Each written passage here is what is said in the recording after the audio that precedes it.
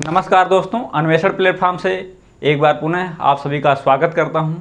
दोस्तों, जैसा कि इस क्लास के माध्यम से हम लोग भारतीय संविधान व राज्य व्यवस्था के विषय पर चर्चा कर रहे हैं, जिसमें भारतीय संविधान में जो 22 भाग हैं, 395 अनुच्छेद हैं, उनके 22 भागों में से भाग 3 पे हम लोग की चर्चा हो रही है। जिसमें हमने देखा था भाग 3 के तहत जो हमारे फंडामेंटल राइट्स यानी जो हमारे मूल अधिकार हैं संविधान के द्वारा प्रदत्त किए गए हैं, इसको जो भारत के नागरिक हैं उनको संविधान के माध्यम से भाग 3 के द्वारा उनके जो मूल अधिकार हैं, उनके जो फंडामेंटल राइट्स हैं वह प्रदत्त किए गए हैं। हम लोग पिछली क्लास में जो भाग 3 की बातें आर्टिकल 12 से लेकर आर्टिकल 32 तक देखी थी। 32 में कुछ चीज़ें हमने देख ली थी, लेकिन कुछ टेक्निकल इशू के कारण हम लोग की क्लास बाधित हो गई थी।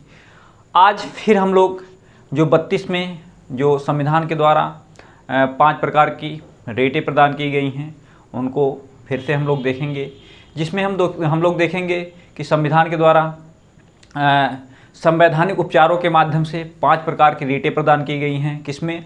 आर्टिकल 32 के माध्यम से। आर्टिकल 32 के माध्यम से दोस्तों 5 प्रकार की रेटें प्रदान की गई हैं। कौन कौन सी रेटें हैं? एक है बंदी प्रत्यक्षीकरण, दूसरा है परमादेश, तीसरा है अधिकार परीक्षा, चौथा है उत्प्रेषण, पांचवा है प्रतिषेध।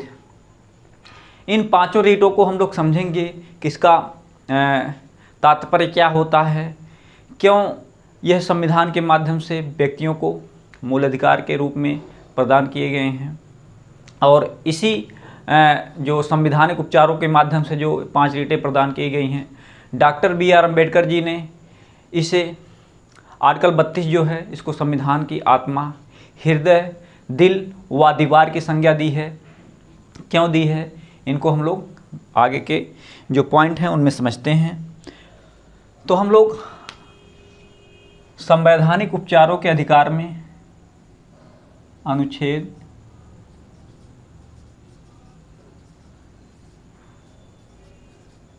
32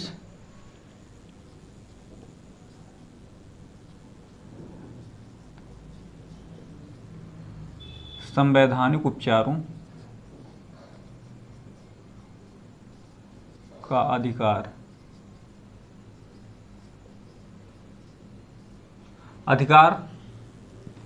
आर्टिकल 32 में देख रहे थे कौन कौन सी 5 प्रकार की रेटें थी, जिसमें हमने पहले देखा था नंबर 1 पे देखा था बंदी प्रत्यक्षीकरण,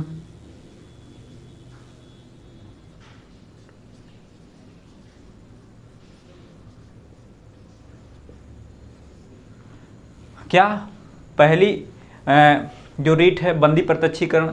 दूसरी रीट वहीं अगर हम लोग देख लें कौन सी है, दूसरी रीट परमादेश,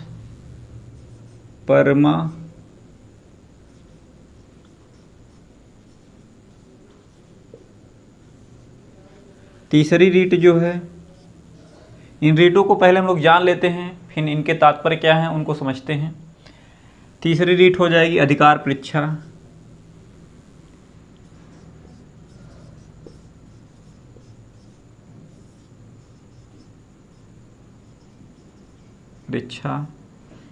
और चौथी रीट हो जाएगी हम लोगों की उत्प्रेषण,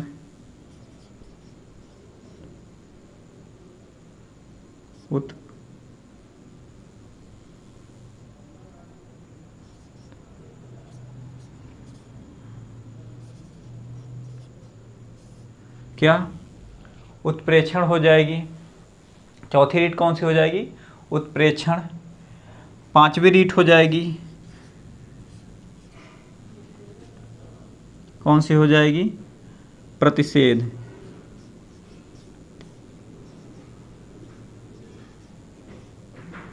इन पांचों रीटों को हम लोग देखते हैं।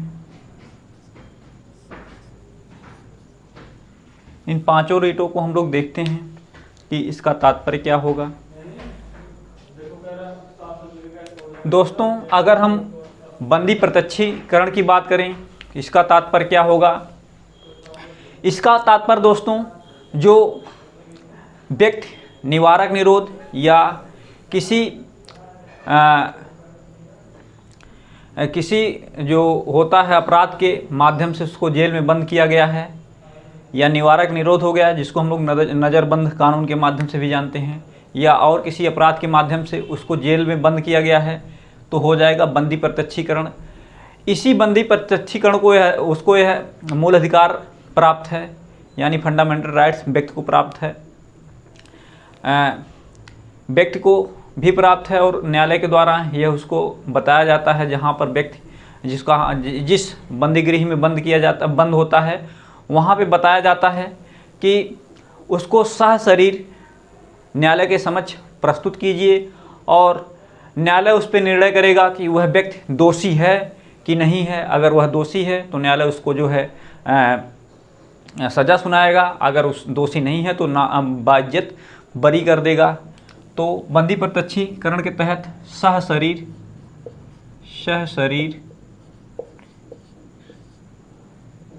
न्यायालय के समक्ष प्रस्तुत करना।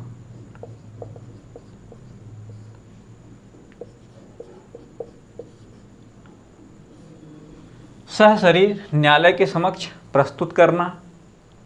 वहीं अगर हम परमादेश की बात करें, परमादेश का तात्पर्य है कि हम आदेश देते हैं।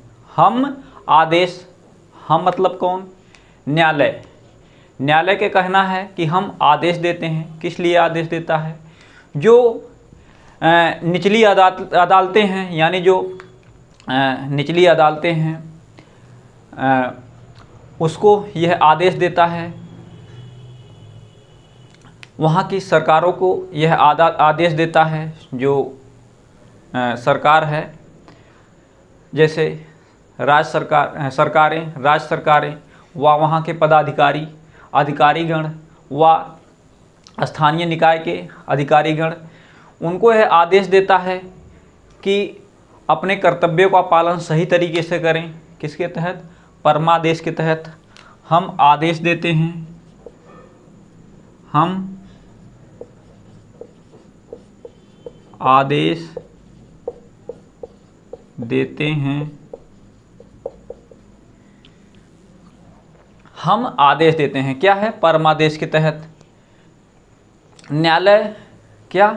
न्यायालय कहता है, किसको कहता है?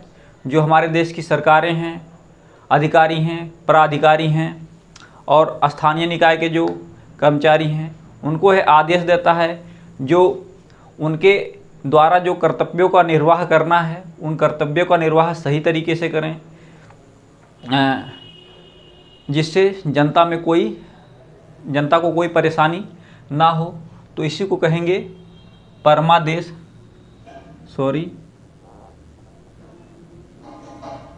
परमादेश।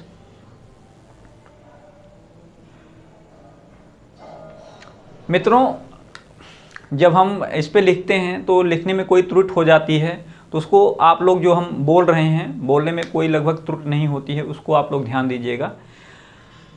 तो हम आदेश देते हैं, इसका तात्पर्य यही हुआ, किसके द्वारा? न्यायालय के द्वारा आदेश दिया जाता है। अभी एग्जाम्पल में देख लें, जो पीछे की कुछ एग्ज़ाम हुए हैं, जैसे TGT का एग्ज़ाम हुआ है, बहुत दिन से लटका हुआ था, जो 15,000 पोस्ट अभी जल्द ही क्लियर हुई है पिछले साल। उसमें राज्य के द्वारा बहुत दिनों से उसको लटकाया गया था। न्यायालय ने इसको संज्ञान में लेते हुए राज्य को आदेश दिया कि आप जल्द से जल्द वैकेंसी कराइए, और राज्य के द्वारा इसको आनन फानन में वैकेंसी करानी पड़ी और जल्दी से सभी भाइयों का सिलेक्शन भी हो गया। तो परमादेश का तात्पर्य ही हुआ। अधिकार परीक्षा का तात्पर्य हो जाएगा दोस्तों कि किसी व्यक्ति के द्वारा अवैध रूप से कोई सरकारी पद प्राप्त कर लिया है, किसी व्यक्ति के द्वारा अवैध रूप से कोई सरकारी पद प्राप्त कर लिया है, तो यह रीट न्यायालय में किसी के द्वारा डाली जा सकती है। तो अधिकार परीक्षा का तात्पर्य ही होगा, और न्यायालय उससे जवाब सवाल करेगा कि आपने किस तरह से इस पद को लिया है, आपका डॉक्यूमेंट वैलिड है या अनवैलिड है। अगर ऐसा अनमेरिड पाया जा रहा है तो उसके ऊपर कार्यवाही की जा सकती है। तो ये अधिकार पिच्छा अवैध रूप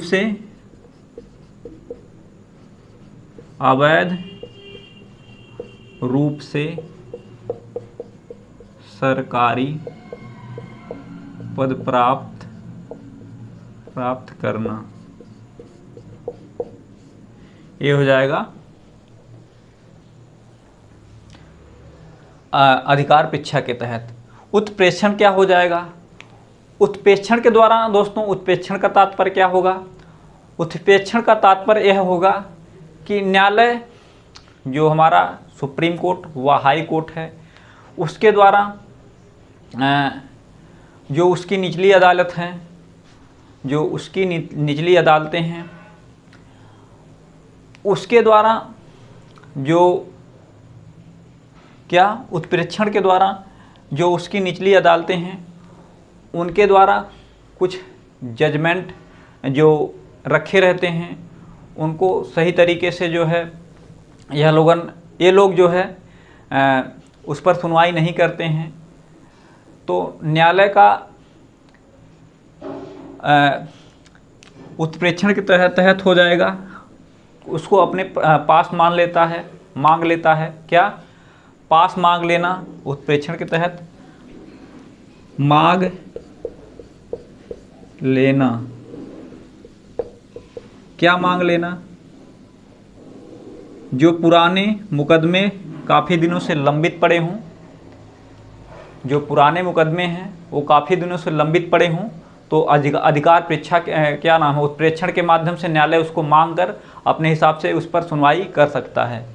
तो उस उत्प्रेक्षण का तात्पर्य यही होगा दोस्तों। वहीं अगर प्रतिषेध हम लोग देखें, प्रतिषेध का तात्पर्य क्या होगा कि उच्चतम न्यायालय या उच्च न्यायालय के द्वारा अपने निचले न्यायालय को किसी सुनवाई के लिए मना कर देना। क्या? किसी सुनवाई के लिए मना कर देना।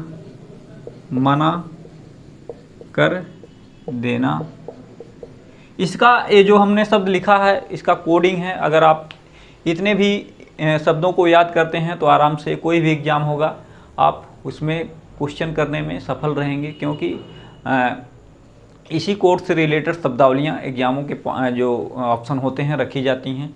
तो दोस्तों हमने बंदी प्रत्यक्षीकरण, अधिकार परमादेश, अधिकार परीक्षा, उत्प्रेषण और प्रतिषेध, जो 5 प्रकार के भी जो रीतियाँ हैं संविधान के द्वारा प्रदत्त की गई हैं नागरिकों को, इसका संरक्षण कौन करता है?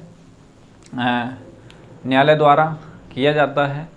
तो हमने इस रेटों को देखा और समझा।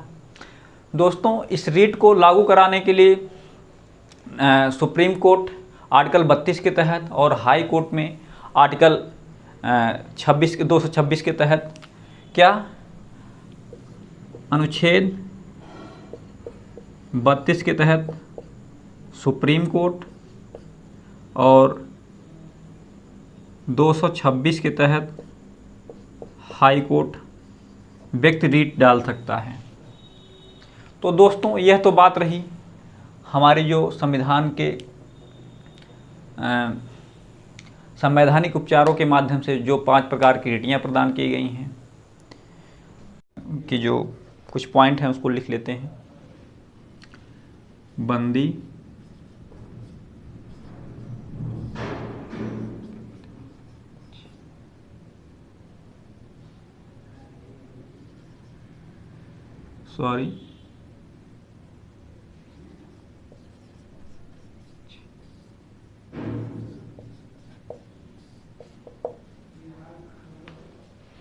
बंदी प्रत्यक्षीकरण।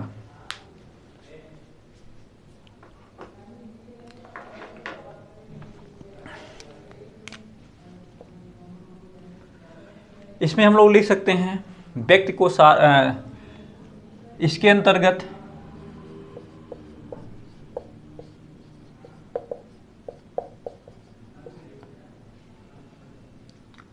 व्यक्ति को सशरीर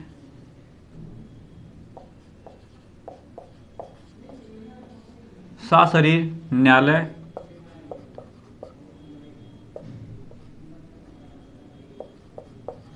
न्यायालय के समक्ष उपस्थित कराना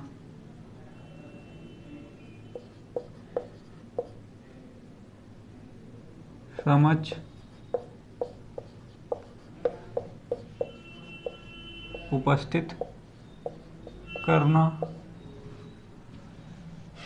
वहीं अगर सेकंड पॉइंट हम लोग देखें तो यह जो सरकार व व्यक्ति दोनों के विरुद्ध प्राप्त है, यानी सरकार के द्वारा अगर कोई गलती की जा रही है उसके प्रति भी जा सकता आदमी, और व्यक्ति के द्वारा अगर कोई गलती की जा रही है तो भी आदमी यह रीट प्रदान कर सकता है। इस रीट के माध्यम से उसको न्यायालय में जाना पड़ेगा। और लेकिन इसमें कुछ अपवाद भी हैं, जिसमें राष्ट्रपति उपराष्ट्रपति को इसके तहत उनके ऊपर यह रीट नहीं लागू हो सकती है। यह सरकार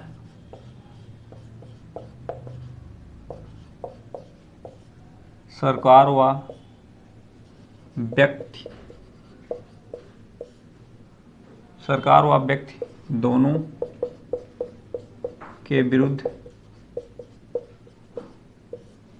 दोनों के विरुद्ध जारी किया जा सकता है,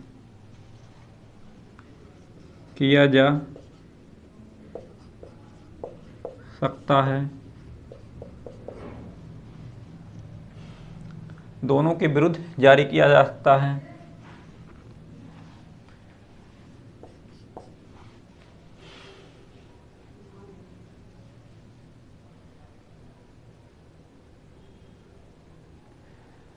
इसे व्यक्तिगत स्वतंत्रता की रीट कहा जाता है।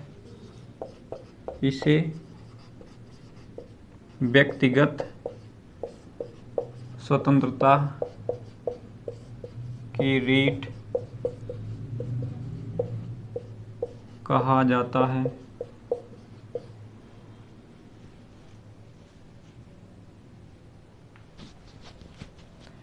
यह रीट दोस्तों जिसके ऊपर पहले से कोई मुकदमा चल चुका हो या उस पर न्यायालय द्वारा उस पर जजमेंट दिया जा चुका हो तो उसके ऊपर यह रीट उसके माध्यम से यह रीट नहीं लागू हो सकती है। और यह रीट किसके ऊपर नहीं लागू होगी? जो हमारे देश के राष्ट्रपति और राज्यपाल हैं उनके ऊपर लागू नहीं होगी। नोट कर लीजिएगा इन चीज़ों को आप लोग।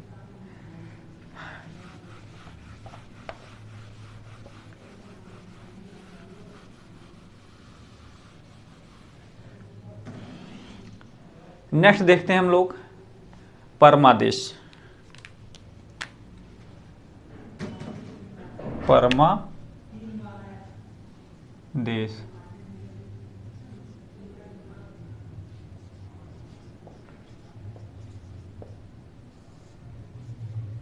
परमादेश क्या है? इसका कोड क्या है? हम आदेश देते हैं।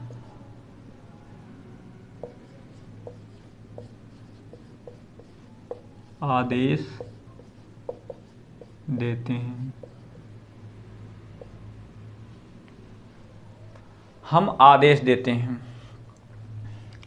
न्यायालय द्वारा किसी को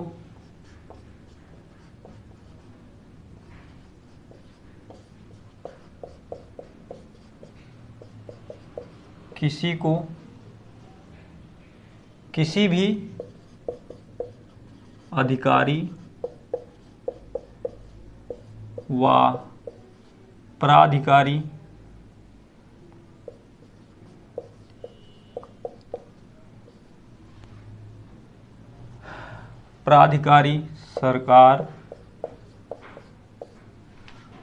सरकार न्यायिक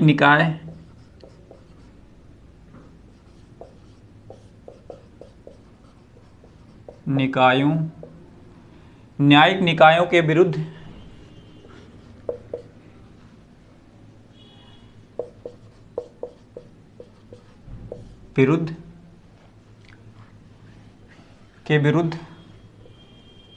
रीट जारी कर सकती है।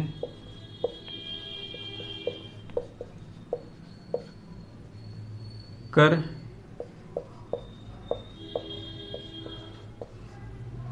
सकती है।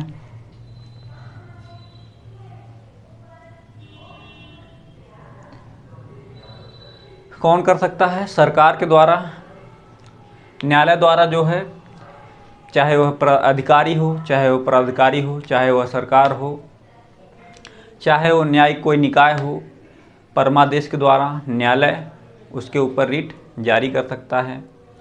तो यह तो पॉइंट बनता है दोस्तों परमादेश में। नेक्स्ट देखते हैं हम लोग क्या है अधिकार पृच्छा।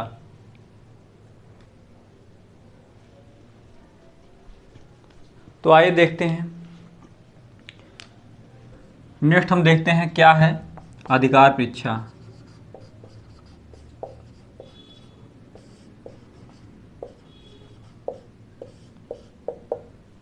अधिकार परीक्षा के दोस्तों बात करें हम लोग तो हमने देखा है कि अधिकार परीक्षा के माध्यम से कोई व्यक्ति कोई सार्वजनिक पद को अगर ग्रहण करता है तो इस रीट के माध्यम से उसको हटाया जा सकता है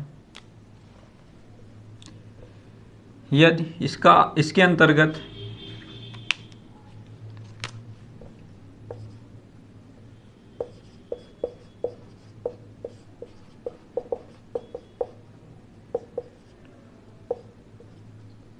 इसके अंतर्गत कोई व्यक्ति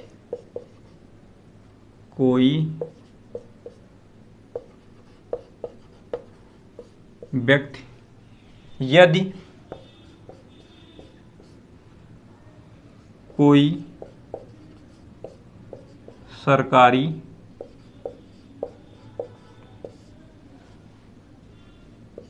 पद को अवैध रूप से धारण करता है या प्राप्त करता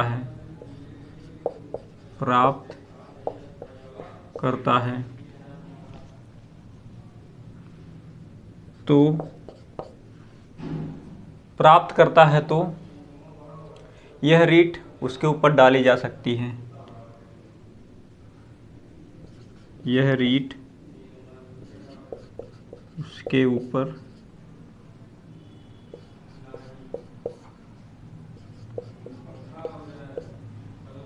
जा किसी के द्वारा भी यह रीट डाला जा सकता है। अक्सर देखते हैं गांव में कि अगर कोई ऐसा व्यक्ति होता है, अगर हल्ला हो जाती है तो पक्का उनके विरुद्ध कोई ना कोई लकड़ी लगा देता है और उनकी नौकरी चली जाती है, अगर जिसके द्वारा फर्जी मार्कशीट या अवैध तरीके से नौकरी लिया हो कोई। तो उसी से संबंधित यह रीट थी अधिकार परीक्षा। नेक्स्ट देखते हैं हम लोग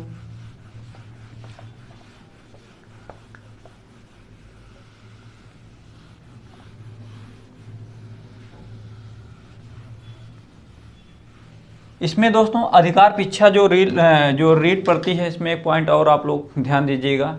जो प्राइवेट कंपनियां हैं या प्राइवेट विभाग है उसमें इस प्रकार की रीट कोई नहीं डाल सकता है। प्राइवेट कंपनियों को पता चला उसमें कोई अवैध तरीके से नौकरी कर रहा है तो उसका क्या, वो तो अपना जैसे रखेगी वैसे वेतन देगी, उसमें कौन सी रीट डालने वाली बात है। तो आइए देखते हैं हम लोग अधिकार परीक्षा देखते हैं। उत्प्रेक्षण देखते हैं।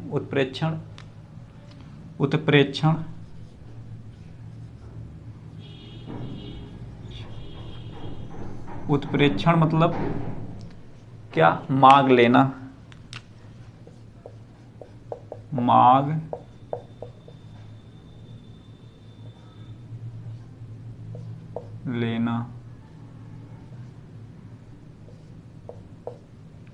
क्या मांग लेना?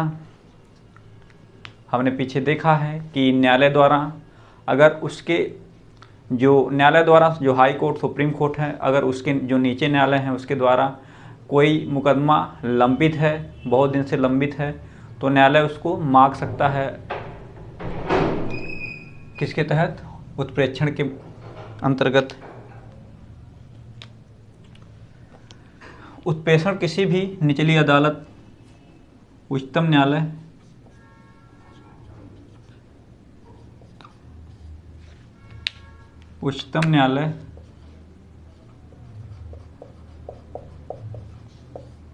उच्चतम न्यायालय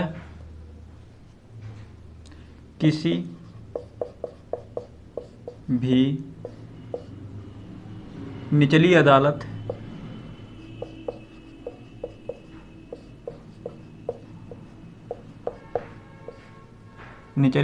से किसी मामले की सुनवाई के लिए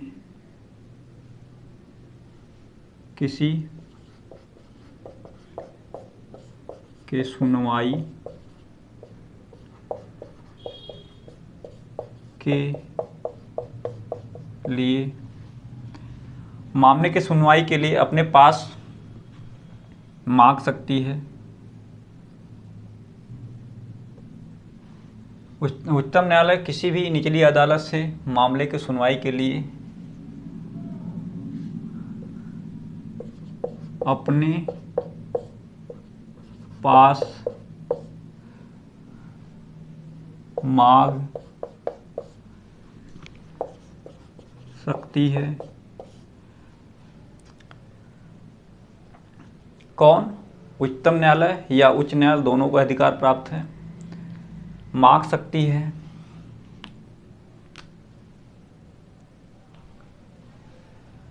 नेक्स्ट अगर इसमें पॉइंट देखें तो यह रीट तब तक जारी नहीं की जाएगी,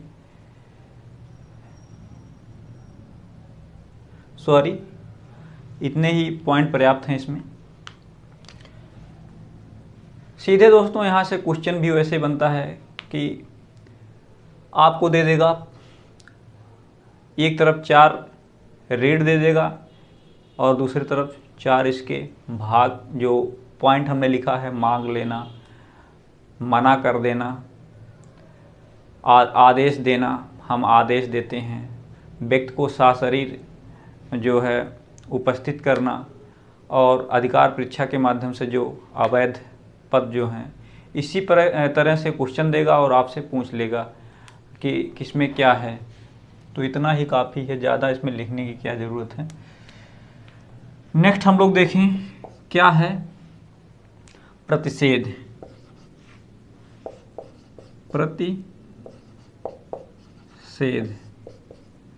प्रतिषेध का तात्पर्य क्या है दोस्तों?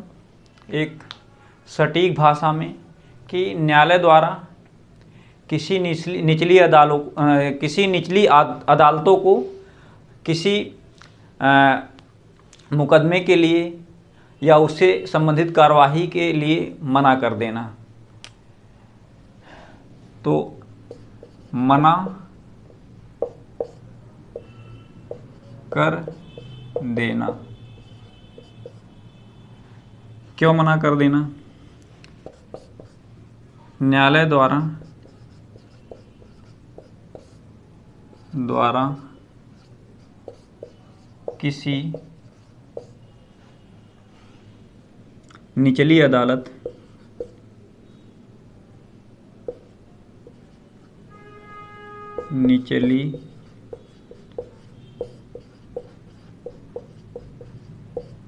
को सुनवाई के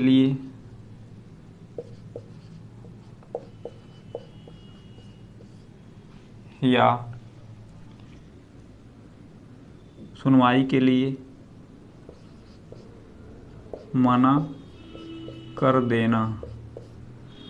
सीधे अपने भाषा में हम लोग लिख रहे हैं जिससे चीज़ें याद हो जाएं। अगर कुछ पॉइंट इसमें से आपको याद है तो एग्ज़ाम में आप लोग चीज़ें याद आ जाएंगी। इसके सब तो बहुत डिफ़िकल्ट दिए हैं, लेकिन हम लोग वही शब्द लिखेंगे जो सीधे जिस पॉइंट से हम लोग चीज़ों को पकड़ ले जाएं। सीधे प्रतिषेध में क्या पकड़ना है? मना कर देना। किसके द्वारा? मना कर देना। मना करने का तात्पर्य क्या हो जाएगा कि न्यायालय द्वारा अपनी निचली अदालतों को किसी मुकदमे या कार्रवाई के लिए मना कर देना।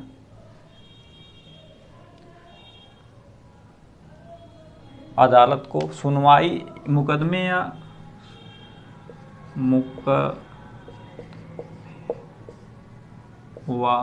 सुनवाई के लिए, मुकदमे या सुनवाई के लिए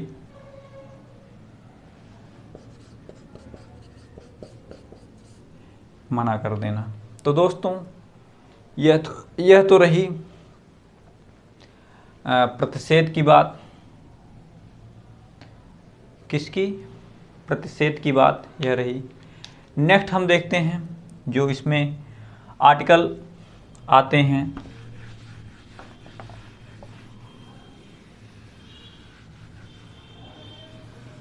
वैसे तो यहाँ से क्वेश्चन जो आर्टिकल 33 है, 34 है, 35 है, यहाँ से क्वेश्चन तो नहीं बनते हैं, लेकिन हम लोग एक बार देख लेते हैं। बात करें हम लोग 35 हमने पूरा देख लिया। आर्टिकल 33 आरटी या अनुच्छेद 33, इसमें दोस्तों जो हमारे देश के सैनिक बल हैं व अर्धसैनिक बल हैं, उनके मूल अधिकारों पर प्रतिबंध लगा दिया गया है। किसके तहत? संसद के द्वारा इनके मूल अधिकारों पर प्रतिबंध लगा दिया गया है। देश के सैनिक बल व अर्धसैनिक बल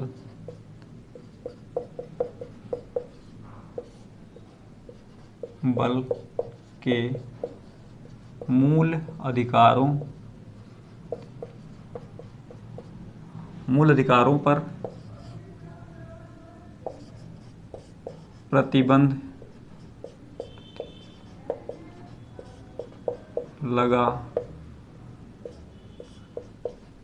दिया गया है। क्यों लगा दिया गया है?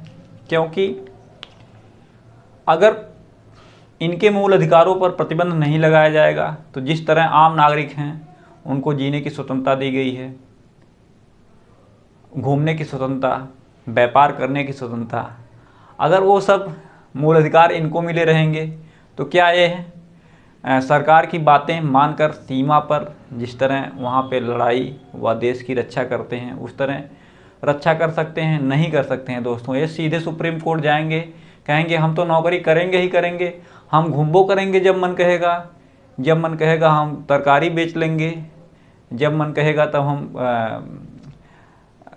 जो है विचार अभिव्यक्ति स्वतंत्रता के माध्यम से किसी के नेतागिरी भी करेंगे। तो इन सब जो एक आम आदमी को स्वतंत्रता जैसे दी गई, हम लोग पीछे पढ़े थे जो 6 प्रकार की स्वतंत्रताएं हम लोग को मिली हैं, तो उसमें से अगर 6 प्रकार की स्वतंत्रता इनको दी जाए तो सीधे न्यायालय चले जाएंगे और दोनों चीज़ का लाभ ले सकते हैं। सरकार की बातें नहीं मानेंगे ये लोग, देश की जो है जिस तरह हिसाब से सेवा करनी चाहिए, देश की रक्षा करनी चाहिए उस हिसाब से ये लोग नहीं कर पाएंगे, क्योंकि जब मूल अधिकार रहेगा तो सीधे आदमी न्यायालय चला जाएगा। तो संसद तो भाई संसद चालाक है ये है, अगर इनको मूल अधिकार दे दिया जाएगा तो उसने सोचा कि कैसे लोग, जैसे जम्मू कश्मीर किसी की ड्यूटी लग गई, किसी के चीन के बॉर्डर पे ड्यूटी लग गई, तो वहाँ वो तो कहेगा हम नहीं जाएंगे, हमारा तो मूल अधिकार है, हम नौकरी हमसे करवाने हैं तो चाहे यहाँ वहाँ मत करवाइए, यहाँ करवाइए। तमाम तरह के अधिकार जो हमारे फंडामेंटल राइट मिले हैं उसके तहत तमाम तरह की बातें निकल के आएंगी। तो इसके तहत यह प्रतिबंध लगा दिया गया है। किसके तहत? आर्टिकल 33 के तहत। क्वेश्चन पूछेगा कि सैनिकों को किस आर्टिकल के माध्यम से उनके मूल अधिकारों पर प्रतिबंध लगाया गया है, तो आर्टिकल कौन सा हो जाएगा? 4 ऑप्शन आपको दे दिया जाएगा, तो आर्टिकल 33 हो जाएगा। वहीं अगर हम लोग आरटी या अनुच्छेद 34 देखें, 34 में क्या कहा गया है? इसमें दोस्तों जिस क्षेत्र में मार्शल लॉ लागू होगा, क्या जिस क्षेत्र में मार्शल लॉ लागू होगा उस क्षेत्र में मौलिक अधिकारों का निलंबन हो जाएगा या ख़त्म कर दिया जाएगा। इस तरह की बातें निकल कर आती हैं।